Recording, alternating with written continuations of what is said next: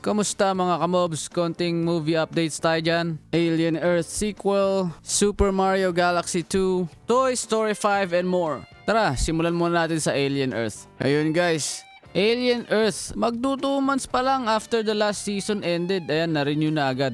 Sa mga nag-enjoy dyan sa series na to, yan, exciting news. Pero, may kasabay na bad news.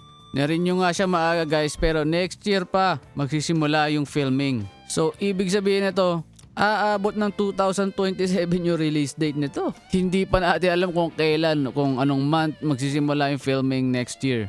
Ayun, so medyo good news and bad news, ano? Medyo matagal-tagal pa natin hintayin to. Comment down below guys kung nagustuhan nyo tong series na to. And sana in the future magkaroon tayo ng Alien and Predator crossover, no? Pwedeng mangyari ulit to guys. Lalo na magkadikit yung dalawang film na to, no? So natapos yung Alien series natin na yung Alien may kakamping synthetic. Ayun, sa Predator Badlands, ganun din mga tol. May synthetic din nakakampi yung Predator. So, pwede to i-crossover. Parehas advanced na yung Earth. May mga synthetic, may mga advanced weapons na rin. Hindi na to nakakagulat guys kung magkakaroon ulit tayo ng Alien versus Predator. Lalo na ngayon, hawak ng Disney ang both Alien and Predator franchise. So, napakadaling ikasa nito, no? Kung magsasucess siguro tong second sequel ng Alien and kung magkakaroon man yung Predator, yan baka magkaroon tayo ng crossover. Super exciting yon kung mangyari.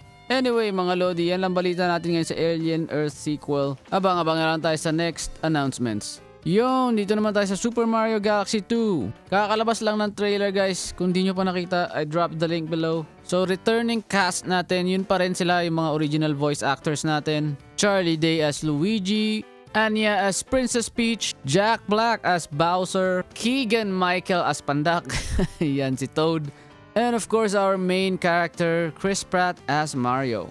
Plus, may mga bago tayong additional characters guys. Ayan sa trailer, nandito si Bowser Jr. played by Benny Safdie. And also sa last seconds ng trailer guys, nandito si Princess Rosalina, played by Brie Larson. Ayan ang ating Captain Marvel guys.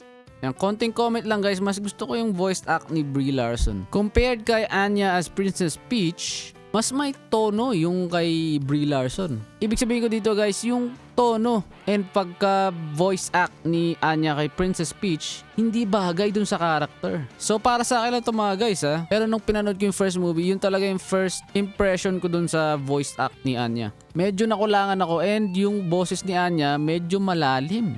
Parang hindi siya bagay na tone of voice kay Princess Peach dun sa movie. And also pansin ko guys, medyo kulang sa emotion yung pagka-act niya. Ayun, comment down below guys kung napansin nyo rin yun and kung ganoon din yung naramdaman nyo sa character ni Anya as Princess Peach in the movie. Ayun guys, ito yung sample ng voice act ni Brie Larson as Princess Rosalina. Once upon a time, there was a brave and noble princess named Peach. We did that one last night. Okay. So ayan, mas bet ko tong ganitong boses for princess ano. So medyo thin voice lang siya and medyo girly and hindi rin masyado malalim katulad nung kay Anya. Hindi naman ganun kalalim yung kay Anya pero you get what I mean right if you watch the movie. Ito, konting clip sa mga scenes ni Anya. We are going to stop Bowser. I can convince him. Leave for the Jungle Kingdom in the morning.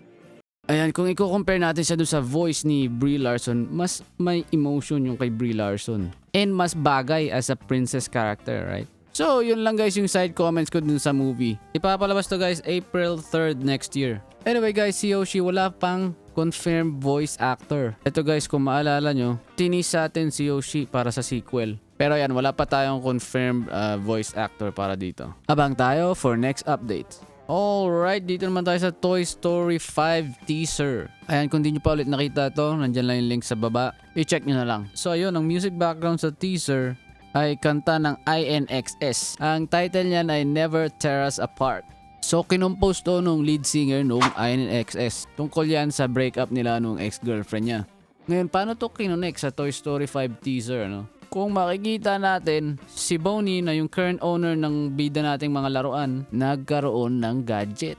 Ngayon, this sets up the whole tone of the whole story, guys. Ngayon, madidistract si Bonnie sa mga gadgets, sa mga bagong modernong laruan. Hindi na ngayon mapapansin sila Woody, sila Buzz, hindi na sila malalaro ni Bonnie. Kaya ayan, Never Tear Us Apart ang background natin. Katapusan na ng laruan era. Pero kung sa totoong buhay naman, hindi naman matatapos yung laruan era eh. Kasi from 2.5 years old to 7, 8, or 9, yung mga bata naglalaro pa ng laruan.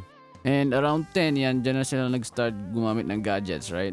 So, hindi pa to katapusan nila Woody. Pwede pa rin sila malaro. Ang mangyayari niyan, palipat-lipat nga lang sila ng owner. Pero sana, para sa akin, kung tatapusin nila tong franchise, sana mabalik sila kay Andy, yung original owner nila sa Toy Story 1 and 2. Para sa akin, yun yung pinaka-perfect na ending. Para sa akin lang guys ha, kayo, ano sa tingin nyo? Isa sa mga napansin ko guys sa teaser, kasama ulit nila si Woody sa bahay ni Bonnie. Ang ending ng Toy Story 4, humiwalay sa grupo si Woody, di ba? Nagpaiwan siya dun sa carnival kasama si Bo Beep. Ayan, nagbibinata na kasi si Woody, gusto nang mag-EUT. De joke lang, rated G pala to. Okay, yun lang yung napansin ko sa teaser. Medyo nagtaka lang ako kung ba't nandun ulit si Woody. Ang tagal din ng pagitan bago masundan, ano? Ang Toy Story 4 guys, 2019 pa siya pinalabas. In 2025 na ngayon.